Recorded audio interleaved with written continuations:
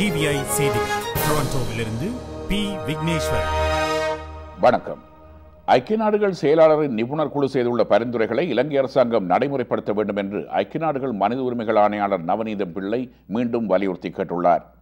இலங்கையின் உள்ளூர் விசாரணைகளை கண்காணிக்க ஒரு சர்வதேச அமைப்பு தேவை என்ற பரிந்துரையை தான் முழுமையாக ஆதரிப்பதாக அவர் கூறினார். ஜெனீவாவில் மனித உரிமைகள் ஆணைக்குழுவின் 17வது கூட்டத்தொடர் இன்று ஆரம்பமாகியது. நவநீதம் பிள்ளை ஆரம்ப உரை நிகழ்த்துகையில் நிபுணர் குழுவின் அறிக்கையில் கூறப்பட்டுள்ள புதிய தகவல்களை ஐக்கிய நாடுகள் மனித உரிமைகள் ஆணைக்குழு எதிரொலிக்க வேண்டும் என்று தான் கேட்டுக்கொள்வதாக கூறினார். இதேவேளையில் இலங்கையில் இடம்பெற்ற போர்க்குற்றம் குறித்த முக்கிய ஆவணமாக சித்தரிக்கப்படுகின்ற சேனல் 4 தொலைக்காட்சி வீடியோ ஆதாரங்கள் உண்மையானவை என ஐக்கிய நாடுகளின் சிறப்பு தூதர் ஒருவர் தெரிவித்திருக்கிறார். ஐக்கிய தேசிய கட்சித் தலைவர் ரணில் விக்ரமசிங்க புதுடில்லி செல்லும் வேளையில் நேற்றிரவு சென்னை விமான நிலையத்தில் செய்தியாளர்களை சந்தித்த போது இலங்கையில் போர்க்குற்ற விசாரணை என்ற பேச்சுக்கே இடமில்லை என்று கூறியிருக்கிறார். இலங்கையர் எவரும் போர்க்குற்றத்திற்கென தண்டிக்கப்படக்கூடாது என்பதில் இலங்கை மக்கள் அனைவரும் ஒருமித்த கருத்துடன் இருக்கின்றார்கள்.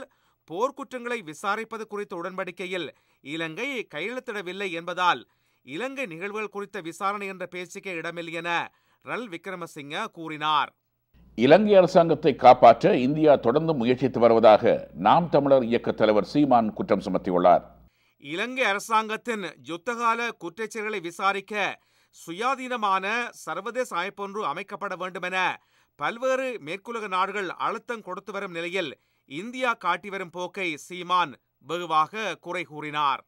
ஜெர்மனி அதன் அணுசக்தி மின் ஆலைகளை 2022ஆம் ஆண்டளவில் மூட முடிவெடுத்திருக்கிறது. ஜெர்மன் எடுத்திருக்கும் முடிவானது சர்வதேச நாடுகளுக்கு ஒரு முன் உதாரணமாக அமைகிறதென அங்கலா மெர்க்கல் பெர்லின் நகரில் வைத்து இன்று செய்தியாளர்களை சந்தித்த போது எடுத்து கூறினார். விரிவான செய்திகள் டிவிஐயின் செய்தி அறிக்கையில் இடம்பெறும்.